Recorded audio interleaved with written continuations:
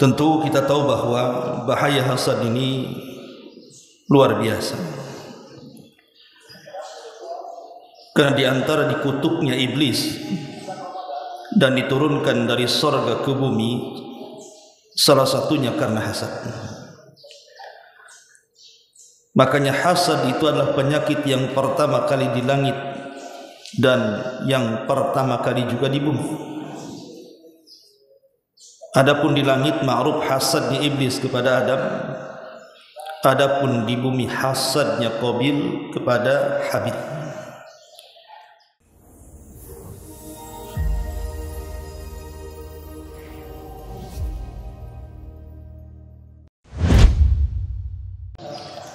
Assalamualaikum warahmatullahi wabarakatuh. Innal hamdalillah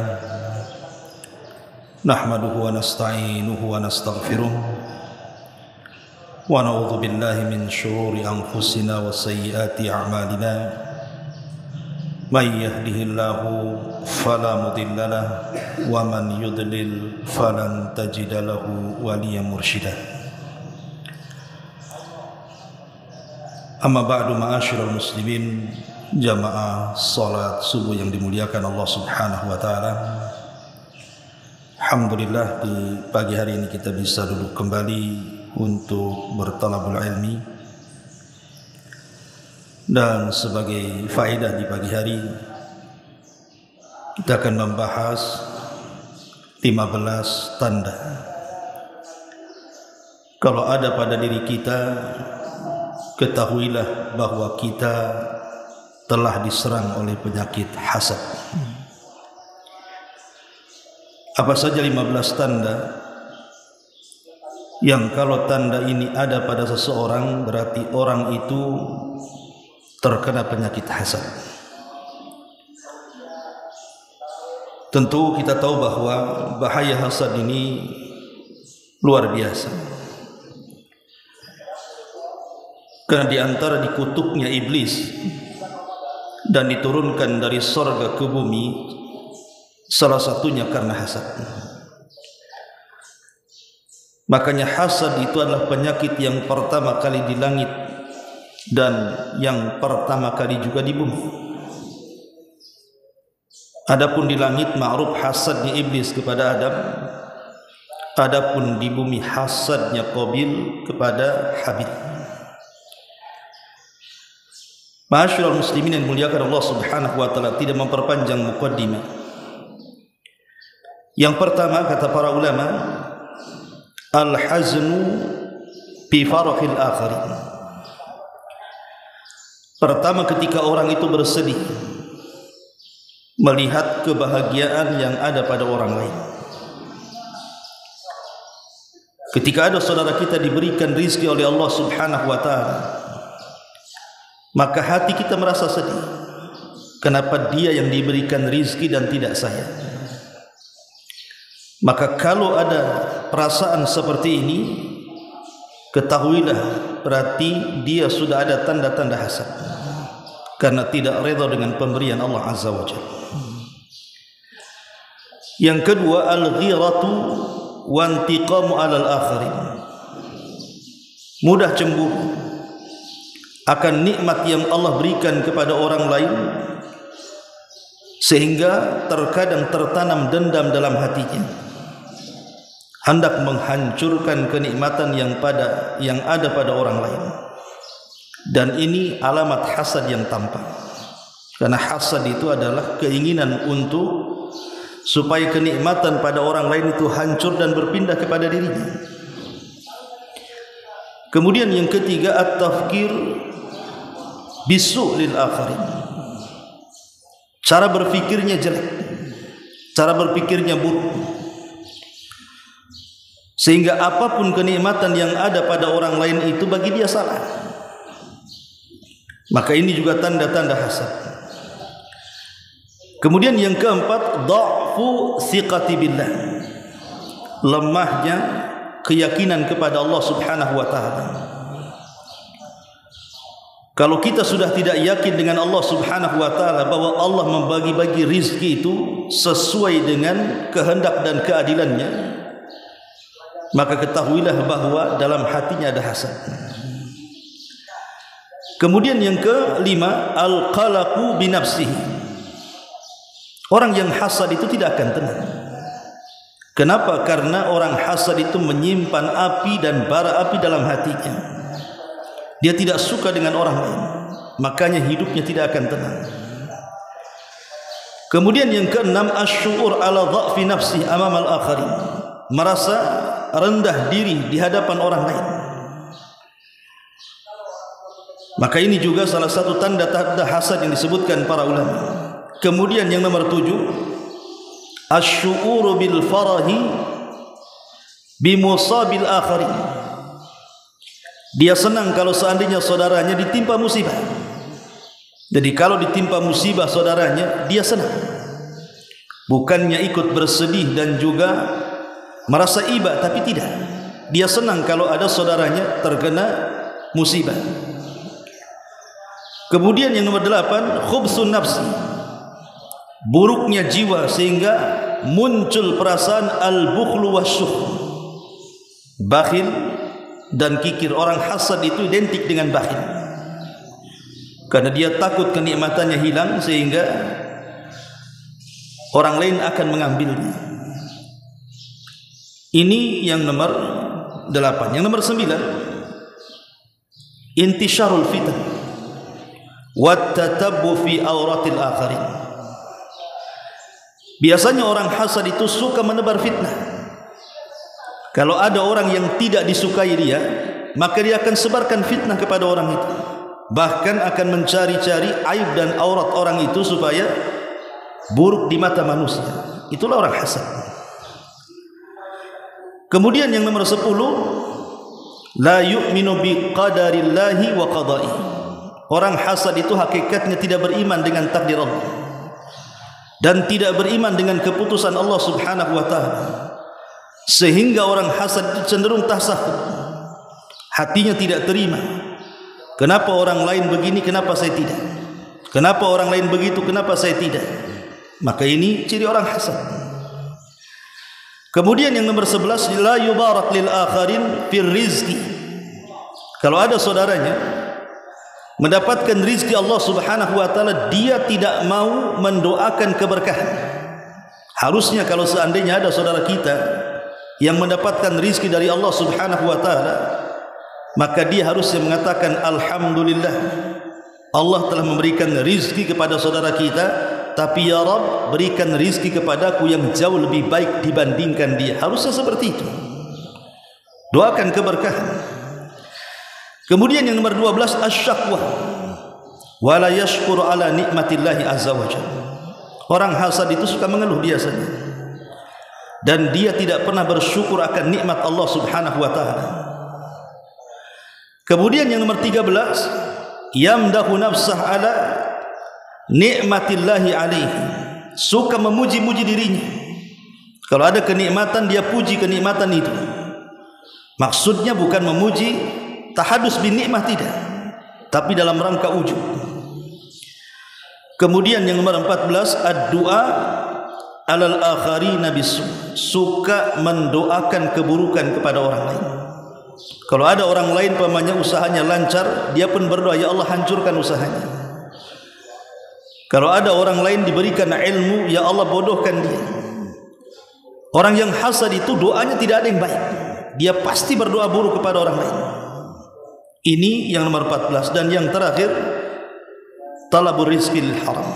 Orang hasad itu biasanya dia tidak mempedulikan soal mencari rizki.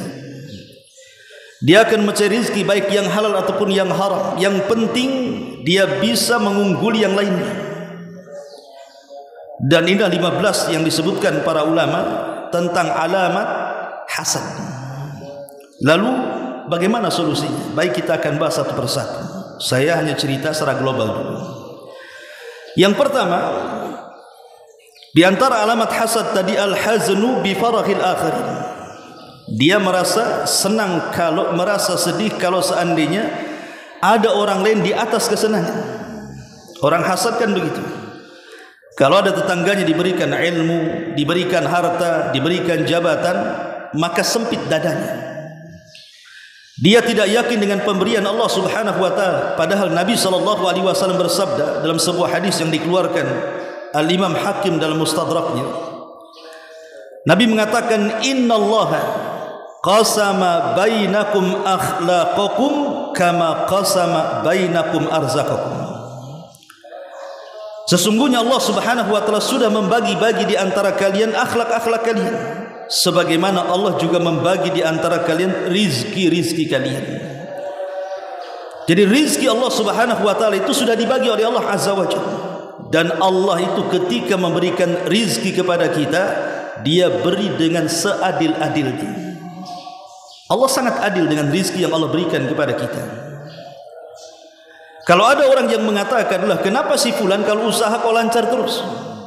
Bentang-bentang tikar terus, saya pula gulung-gulung terus. Tak pernah terbentang-bentang tikar itu. Masih bangkrut saja." Sebenarnya ada hikmah di balik itu, ikhwan. Di antaranya adalah terkadang Allah Subhanahu wa taala sengaja tidak memberikan orang miskin itu kekayaan, itu kemaslahatan dia.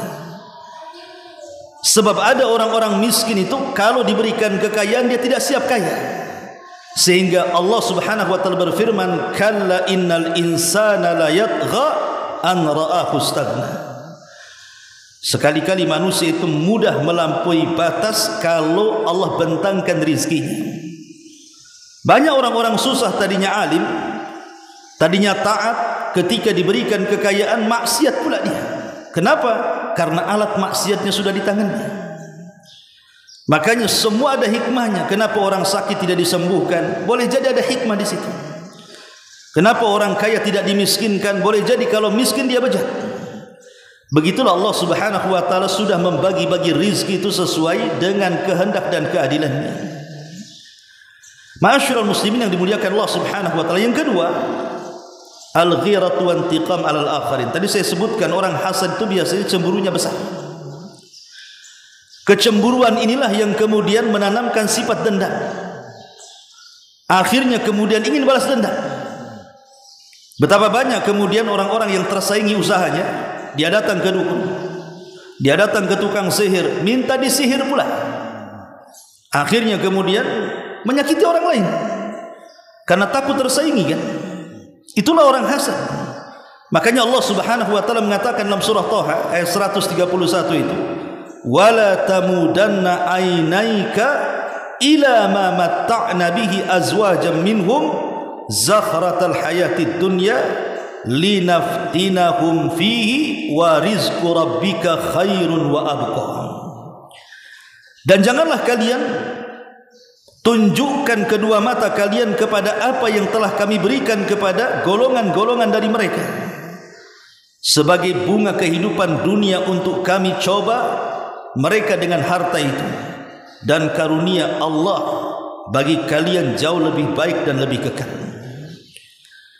Di sini Allah Subhanahu wa taala melarang untuk melihat kenikmatan yang Allah berikan pada orang lain. Makanya ada kaidah yang sering saya ulang-ulang, jangan pernah melihat ke atas, lihatlah ke bawah. Sebab kalau kita terus melihat ke atas, melihat kesuksesan orang, melihat harta orang, melihat pekerjaan orang, lambat laun akhirnya kita pun tertanam hasad di situ. Tapi syukurilah apa yang Allah berikan kepada kita. Itu yang terbaik, itu yang disebut qanaah namanya. Redha dengan pemberian Allah Subhanahu wa taala. Kemudian yang ketiga, orang hasad itu cara berpikirnya jahat. Cara berpikirnya buruk sekali. Makanya kemudian orang hasad ini setiap hari berpikir bagaimana caranya kenikmatan orang lain itu hilang. Kenikmatan orang lain itu hancur. Kalaupun tidak berpindah kepada dia tidak ada masalah. Yang penting kalau dia kaya, hancur kekayaan sama-sama miskin, gitu maksudnya. Lah ini kan cara berpikir seperti ini bagian daripada waswas syaitan. Makanya kenapa kemudian kita disuruh untuk banyak membaca suratul falaq supaya kita tidak terkena waswas syaitan. Qul a'udzu birabbil falaq min syarri ma khalaq wa min syarri ghasiqin idza waqab wa min syarri naffatsati fil 'uqad wa min syarri hasidin idza hasad. Kita berlindung kepada Allah dari keburukan orang yang hasad ketika memainkan hasad. Kenapa di sini apabila orang hasad ketika memainkan hasad? Karena kita ini punya hasad semua.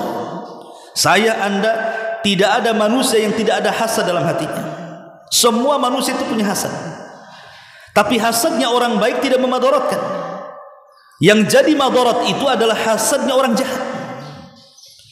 Siapa yang tidak kepengen dunia, ikhwan? Kita semua punya keinginan pengen dunia. Ketika saudara kita punya mobil, kita juga pengen punya mobil. Itu hasad. Ketika ada saudara kita punya rumah, kita juga pengen punya rumah. Itu hasad. Tapi hasad seperti ini tidak membahayakan. Tetapi kalau sudah dia mainkan hasadnya, dia pandang kekayaan orang, kemudian dia berpikir dengan pikiran buruk, macam mana dia kemudian punya kekayaan, dari mana? Mulai dia terpikir tuh. Jangan-jangan punya tuyul pula dia. Mulai dia terpikir macam-macam kan. Itu waswas dari syaitan. Ya. Maka perbanyaklah ta'awud kepada Allah Subhanahu wa taala min syarri hasidin idza hasad. Kemudian yang nomor 4, dha'fu thiqati billah. Orang yang hasad itu lemah kepercayaan dan keyakinannya kepada Allah. Makanya ada istilah para ulama, thiq billahi wa ahsini dhanna bihi wa 'alliq bihi qalbaka wa tawakkal 'alaihi wa aqsir min dzikrihi. Apa kata para ulama? Tanamkan keyakinan yang kuat kepada Allah. Kemudian berbaik sangkalah dengan Allah. Gantungkan hatimu dan bertawakallah kepada Allah, dan sering-seringlah menyebut-nyebut nama Allah, kata ulama. Kenapa demikian? Karena orang yang yakin dengan Allah Subhanahu wa taala pasti dia akan memiliki kepercayaan diri. Walaupun dia kaya, saya miskin, kemuliaan bukan ada pada kekayaan. Walaupun dia punya pangkat dan jabatan, saya tidak, kehormatan bukan ada pada pangkat dan jabatan. Dia yakin inna akramakum indallahi atqakum, bahwa tidak ada manusia yang paling mulia kecuali hanya bertakwa, bukan karena harta ataupun jabatan. Dia yakin dengan Allah bahwa kemuliaan itu bukan karena harta, kemuliaan bukan karena pangkat dan jabatan, tapi kemuliaan karena ketakwaan. Itulah keyakinan yang kuat kepada Allah Azza wa Jalla. Dengan itulah tenang hatinya. Kemudian juga yang nomor 5 tadi, al-qalaqu bi nafsi. Orang hasad itu enggak tenang hidupnya, ikhwan. Tidak akan tenang karena dibayang-bayangi melihat kekayaan orang. Macam mana dia seperti itu? Kok bisa? Kenapa saya tidak? Jangan-jangan ini, jangan-jangan itu. Akhirnya kemudian setiap malam orang hasad dia tidak akan bisa tidur dia, karena memikirkan kejahatan dia kepada orang lain.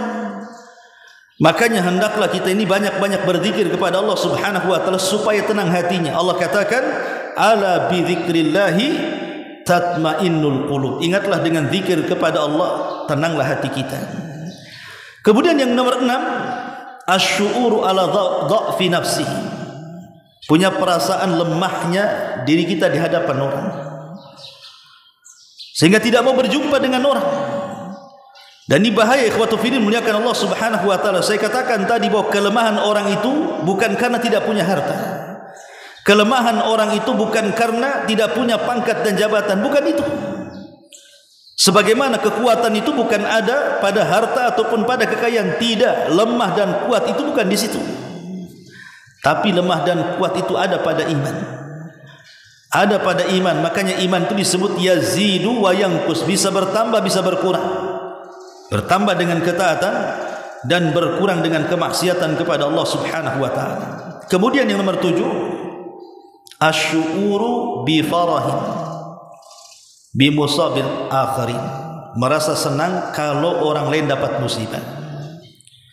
Umpamanya orang yang kita hasadi ini, dia punya harta, sekali mungkin mobilnya kecelakaan, syukur, disyukuri sama dia. Alhamdulillah, mudah-mudahan ringsek sekali itu mobilnya. Umpamanya rumahnya kebakaran, alhamdulillah, mudah-mudahan habis tuh rumahnya. Orang hasad seperti itu. Umpamanya orang yang dihasadi itu seorang alim, kemudian difitnah orang, mudah-mudahan habislah dia. Oh, rupanya dia betul seperti itu. Dan seperti itu. Karena orang hasad itu sering saya katakan, ikhwan, kenapa orang bisa hasad kepada kita? Hakikatnya karena dia tidak punya apa yang ada pada diri kita. Kenapa orang hasad itu? Ini kuncinya. Sebab kalau dia tidak hasad, berarti dia punya apa yang ada pada diri kita. Ketika dia tidak punya apa yang ada pada diri kita, disitulah dia hasad kepada kita. Makanya kemudian tumbuh sifat-sifat seperti ini, di mana dia merasa senang kalau seandainya ada orang lain itu terkena musibah, orang yang dihasadinya terkena musibah, oh senang dia, alhamdulillah katanya. Padahal di antara amalan yang paling bermanfaat yang ditanyakan sahabat kepada Rasul, ayyun nas ahabbu ilallah. Rasul, manusia seperti apa yang paling dicintai Allah Subhanahu wa taala?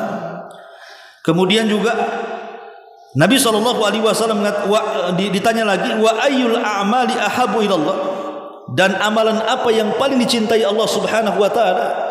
Maka Nabi SAW mengatakan, adapun manusia yang paling dicintai adalah anfa'uhum linnas, orang yang banyak memberikan manfaat kepada manusia. Adapun amalan dicintai Allah, kata Rasul, sururun tudkhiluhu ala muslim, kebahagiaan yang kita tanamkan kepada saudara kita yang muslim. Jadi harusnya kalau seandainya saudara kita terkena musibah, bukan senang kita, tapi kita datangi, kemudian kita hibur dia, kita takziah kepada dia, berikan kesabaran, katakan innalillah wa inna ilaihi raji'un, Allahumma hjurni fi musibati. Katakan seperti itu. Semua datang dari Allah, kembali kepada Allah, berdoalah, ya Allah berikan pahala akan musibah yang menimpaku. Harusnya itu yang kita ucapkan kepada orang-orang yang terkena musibah. Kemudian juga yang nomor 8, khubsun nafsi. Orang hasad itu buruk jiwanya. Akhirnya kemudian dari buruk jiwa inilah tertanam sifat hasad yang melahirkan kebakhilan tadi. Makanya Nabi SAW selalu berlindung jangan sampai kita terkena penyakit bakhil. Satu hari Nabi SAW ala dha'fir riwayah tentunya, sebenarnya melemahkan hadis ini, di waktu di luar solat Nabi SAW keluar. Entah kenapa kakinya dilangkahkan ke masjid. Rupanya di masjid itu ada seorang sahabat namanya Abu Umamah. Nabi SAW bertanya kepada Abu Umamah, kenapa anda duduk di masjid di luar waktu solat, wahai Abu Umamah? Maka Abu Umamah mengatakan di hadapan Nabi SAW, ya Rasulullah, humumun lazimatni wa duyun. Stres wahai Rasul, banyak utang. Rupanya bukan kita aja yang banyak utang, sahabat pula ada juga yang banyak utangnya. Akhirnya kemudian kata Nabi SAW, maukah ku ajarkan kepadamu beberapa kalimat yang kalau engkau baca di pagi dan sore hari, adhaba ankal hazan wa qada anka dainak, Allah akan hilangkan kesedihanmu, stresmu, dan Allah akan lunasi hutang-hutang. Maka tentu Abu Umamah dengan cekatan mengatakan, tentu ya Rasul, ajarkanlah doa itu kepadaku.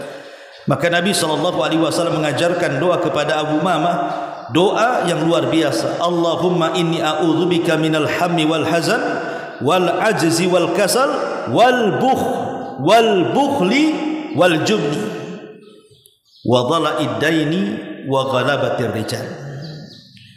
Kata Nabi SAW, bacalah di pagi dan sore hari. Maka Abu Umamah bercerita, aku langgengkan doa ini setiap pagi dan juga setiap sore. Apa yang terjadi? Dia datang kepada Nabi SAW dan mengatakan, ya Rasulullah, wa qad dhahaba anni hammi wa qada anni daini. Dia mengatakan, Rasul, stresku sudah hilang, hutangku sudah terbayar. Lihat kandungan doanya. Di sini Nabi SAW mengatakan, ya Allah, aku berlindung kepadamu dari alham, kegundahan, wal hazan, kesedihan. Gundah dengan sedih tentu berbeda. Artinya gundah ini perkara yang akan datang. Stres dia, cemana anak saya, cemana pekerjaan saya, cemana hidup saya. Itu stres mikirkan yang akan datang. Tapi kalau sedih ini memikirkan yang sudah berlalu. Pekerjaannya hancur, karirnya hancur, jabatannya hancur, sudah purnawirawan, dan macam-macam. Dia mikir yang lama-lama, sedih akhirnya. Kemudian yang kedua, wal ajzi wal kasal, lemah dan juga malas. Apa bedanya lemah dan malas? Kalau lemah itu, kita sakit, contoh umpamanya kita sakit, pengen ke masjid, tak bisa. Itu namanya lemah karena sakit, ya kan? Tapi dia bisa ke masjid tapi tak ke masjid, itu namanya malas. Ya. Lah kita berlindung dari dua-duanya, dari lemah dan juga malas. Ya. Kemudian wal bukhli wal jubni, orang bakhil dan penakut. Orang bakhil dan penakut. Terkadang orang bakhil itu, kenapa dia bakhil? Karena dia takut rezekinya berkurang, sehingga dia tidak mau sedekah. Padahal bakhil itu tidak mendatangkan rezeki, dan sedekah itu tidak mengurangi rezeki. Rezeki kan sudah dicatat, ikhwan. Anda bakhil supaya kaya, tidak akan bertambah rezeki. Rezeki itu segitu-segitu saja. Mau bakhil pun segitu saja. Sebagaimana ada sedekah pun tidak mungkin berkurang. Bahkan Rasul mengatakan mana qasa min mali sadaqah bal yazdad bal yazdad bal yazdad. Tidak mungkin berkurang harta yang disedekahkan, bahkan bertambah. 3 kali Rasul mengatakan bal yazdad. Dan kita harus yakin wal jubni, dan penakut. Orang penakut ini susah dia mau sukses. Dia sudah punya modal nih, sudah punya skill, tapi mikir usaha enggak jadi usaha, penakutnya enggak akan sukses hidupnya.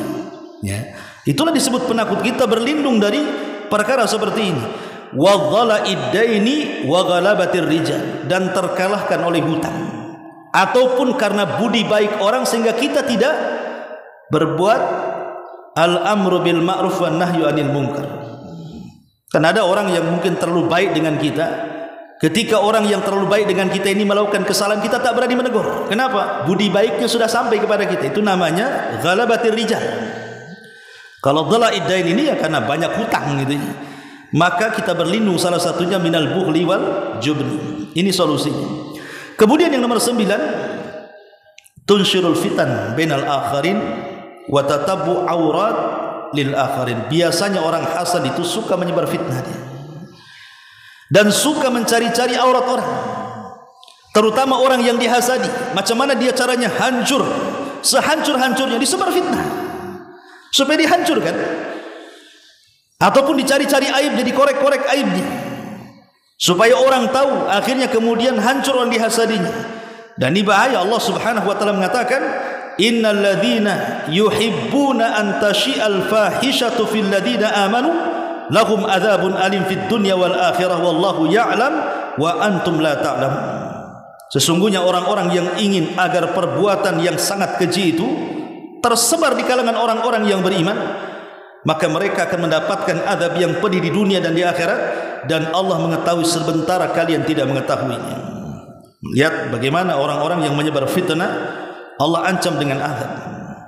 Kemudian nomor 10, orang yang hasad itu hakikatnya tidak beriman dengan qada dan qadar, tidak beriman dengan takdir Allah Subhanahu wa taala. Karena biasanya orang yang hasad seperti yang saya katakan tadi, dia pasti akan protes dengan Allah. Ya Allah, kenapa anak orang sukses, anak saya pula tidak? Kenapa orang itu usahanya lancar terus, kenapa saya tidak? Kenapa orang itu sehat terus, kenapa saya sakit? Ya Allah, kenapa? Asyik kenapa saja. Itulah orang hasad. Dia menolak takdir Allah Subhanahu wa taala. Dan ini bahaya menolak takdir Allah, karena di antara syarat keimanan adalah an tu'mina bil qadari khairihi wa syarrihi.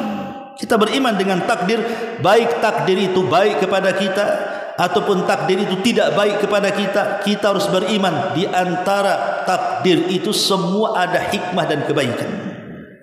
Dan itulah yang disebut dengan qanaah tadi.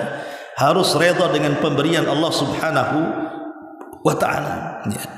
Kemudian yang nomor 11 adalah tidak pernah mendoakan berkah kepada orang. Lisannya kaku. Harusnya kalau seandainya ada saudara kita beli mobil, ya, semoga Allah berkahi mobil antum. Ada saudara kita bangun rumah, semoga Allah berkahi rumah antum. Ada saudara kita punya anak cantik, cerdas, pintar, semoga anak antum menjadi anak yang soleh dan soleh. Kan seperti itu harusnya. Karena bagaimanapun kalau kita mendoakan kebaikan kepada orang lain, hakikatnya kita sedang mendoakan kebaikan pada diri sendiri. Ingat hadis Nabi SAW mengatakan, barang siapa yang mendoakan saudaranya tanpa sepengetahuannya, malaikat akan datang kepada kita dan dikatakan walaka misl, dan seperti itulah engkau yang akan didapat. Artinya kalau kita katakan, ya Allah, semoga saudara kita ini dilancarkan rezekinya, malaikat akan datang kepada kita tuh, kamu juga dilancarkan, gitu maksudnya. Makanya dalam ilmu parenting itu, kalau seandainya kita sudah mendidik anak kita sebaik mungkin, tetapi Allah takdirkan pula anak kita ini nakal senakal-nakalnya, belum pula berubah, lelah kita mendidik anak kita itu, cobalah kita doakan anak orang, itu maksudnya. Doakan anak orang yang sama-sama nakalnya. Ya Allah, anak tetangga saya nakal, anak saya juga nakal gitu. Tapi perbaikilah anak orang itu, dan juga perbaiki anak saya. Nanti malaikat akan datang ketika kita katakan, ya Allah, mudah-mudahan anak tetangga itu menjadi anak soleh dan soleh. Malaikat akan datang, anakmu juga akan menjadi anak yang soleh dan soleh. Seperti itu, ya. Ma'asyiral muslimin yang dimuliakan Allah Subhanahu wa taala. Makanya doa keberkahan kepada harta itu penting. Jadi kalau Allah takdirkan kita diberikan usaha yang lancar, maka kita katakan, Masya Allah la quwata illa billah. Katakan seperti itu. Ingat kita ashabul jannatain dalam surah Al-Kahfi. Ketika ada dua orang yang bersyirikat, yang namanya orang bersyirikat itu, Allah mengatakan apa? Wa inna minal khulata wa inna kathiran minal khulata la yabghi ba'duhum ala ba'din. Itu saja ayatnya. Wa inna katsiran minal khulata, kebanyakan orang yang bersyirikat kalau bisnis itu pasti ada yang berbuat zalim salah satunya. Makanya banyak orang yang usaha itu tidak mau dia berserikat. Karena kebanyakan orang berserikat itu kalau 2-3 orang sampai 10 orang berserikat dalam sebuah usaha, pasti ada yang zalim di dalamnya itu. Itu nas Quran. Akhirnya 2 orang yang berserikat di zaman itu, di zaman Bani Israel, karena bermasalah dibagi sahamnya 50% 50%. Subhanallah, yang satu bakhil, yang satu pula dermawan.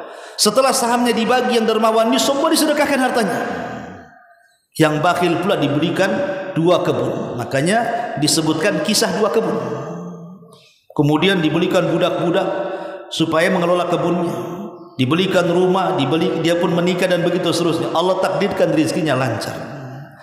Ini yang satu ini, yang ahli sedekah tadi, karena habis uangnya disedekahkan, dia ingin mencari pekerjaan, daripada kepada orang lain, tentu kepada kawan syirikatnya. Boleh jadi mungkin ada niat baik menerima sebagai pekerja, karena niatnya hanya mencari makan saja. Tapi setelah ketemu, sombong pula nih kawannya, dan mengejek, mana modalmu, kenapa tidak seperti saya, katanya. Kenapa kau tidak seperti saya? Lihat tuh kebun saya, lihat pekerja saya, lihat harta saya. Sombong pula dia, kemudian mencaci saudaranya. Akhirnya Allah Subhanahu wa taala turunkan azab. Setelah dia ingin memamerkan kekayaannya, dia tidak mengatakan Masya Allah la quwata illa billah. Dia tidak mengucapkan kalimat itu. Itu kan kalimat keberkahan. Ketika sampai di kebunnya, datang halilintar, kemudian membakar seluruh kebunnya sampai ke para-para, habis ludes. Makanya Allah Subhanahu wa taala gambarkan dalam Al-Quran kan kisah ini. Anda bisa lihat dalam surah Al-Kahfi. Ma'asyiral muslimin yang dimuliakan Allah Subhanahu wa taala, kembali yang nomor 12, bahwa orang yang punya hasad itu biasanya suka syakwa, banyak mengeluh dan tidak bersyukur akan nikmat Allah Subhanahu wa taala. Ya tadi mengatakan kenapa si anu begini, kenapa saya, mengeluh dia salahkan Allah Subhanahu wa taala, seolah-olah musibah yang Allah berikan kepada kita itu bukan sebuah nikmat tapi sebuah azab. Apapun musibah yang Allah berikan, baik musibah ringan, berat, dia katakan Allah sedang mengadab saya. Ini kan bahaya. Pada terkadang musibah itu Allah Subhanahu wa taala berikan kepada kita karena kecintaan Allah kepada kita kan. Innallaha idza ahabba qauman ibtalahum. Allah itu kalau suka dengan seorang hamba, pasti Allah uji hamba itu. Kalau dia redha, Allah senang. Tapi kalau dia murka, Allah lebih murka lagi. Ma'asyiral muslimin yang dimuliakan Allah Subhanahu wa taala. Kemudian yang nomor 13, ciri orang hasad itu selalu memuji dirinya, memuji kekayaannya, bahwa dia lebih pintar, dia lebih kaya, dia lebih hebat, dia lebih cerdas. Atau dengan kata lain ananiyah namanya, akuisme. Nah ini bahaya orang yang hasad seperti ini. Kemudian yang nomor 14, selalu mendoakan doa buruk. Ini orang, ciri orang hasad itu selalu mendoakan doa buruk kepada saudaranya. Kalau kita selalu mengatakan doa yang tidak baik, sudah hancur saja dia itu. Ngapain juga dia? Sudah binasakan saja dia ya Allah. Celakakan dia ya Allah. Bangkrutkan usahanya ya Allah.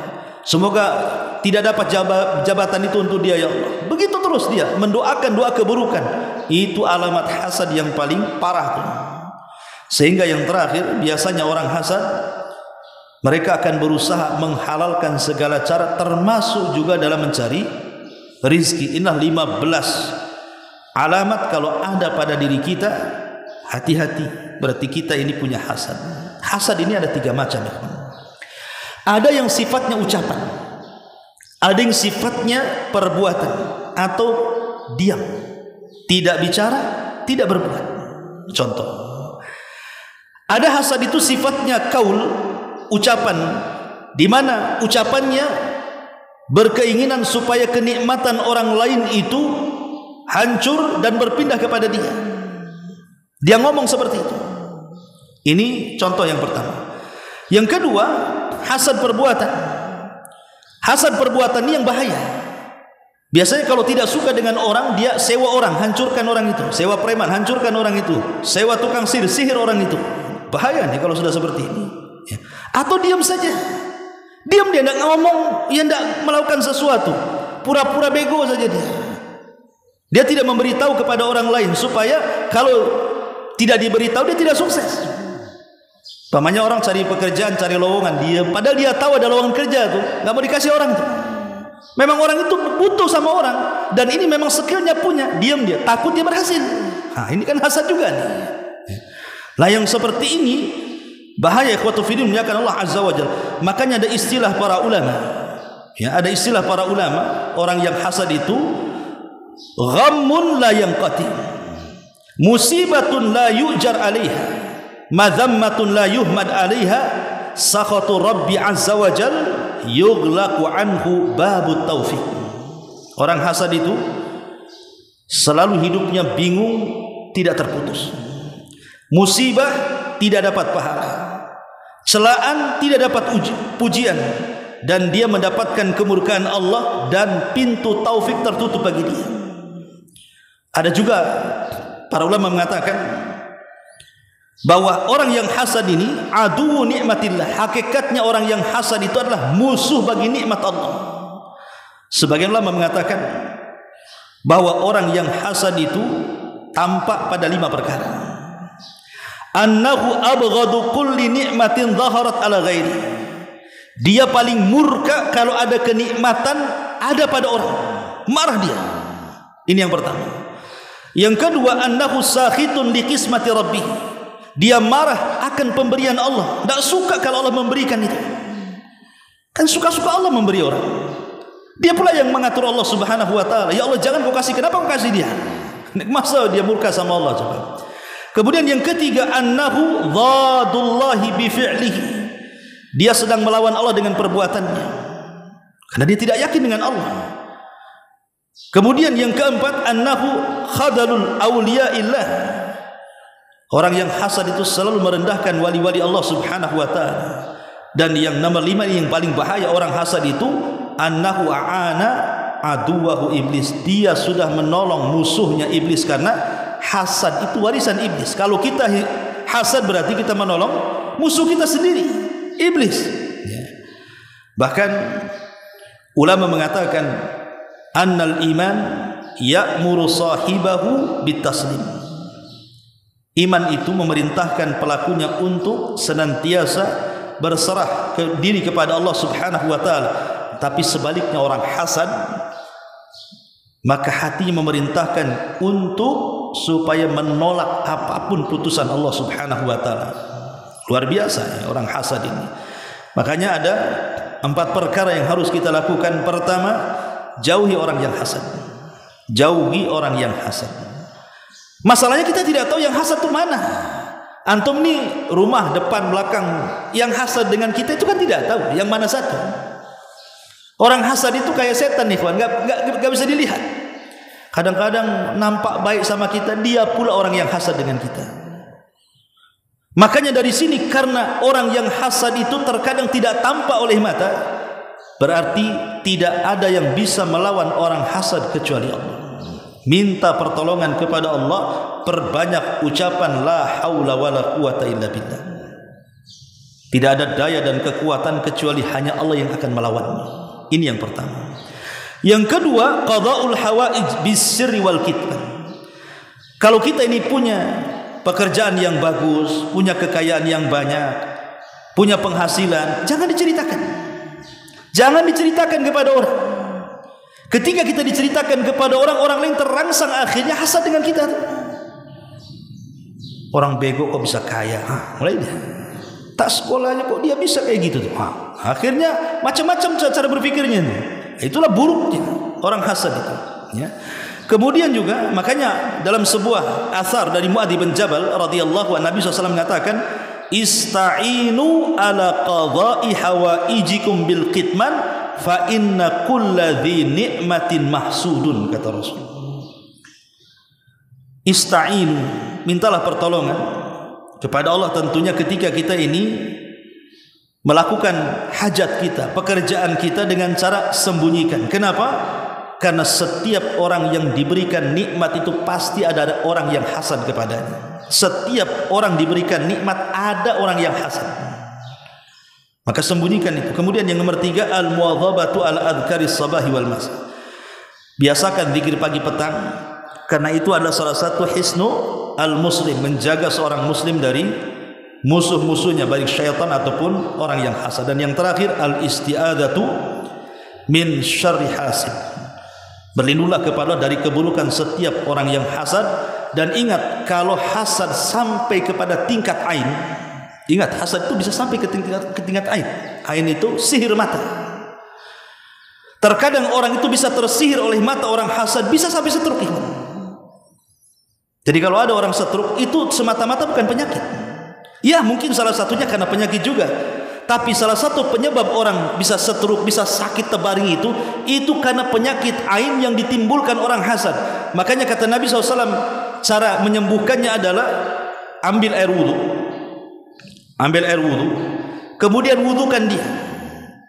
Setelah wudu, kemudian air bekas wudunya itu diletakkan di semua badan dia, dioleskan entah di sekitar ketiak, di sekitar sendi-sendi, ya, supaya dengan itu terlepas hasadnya.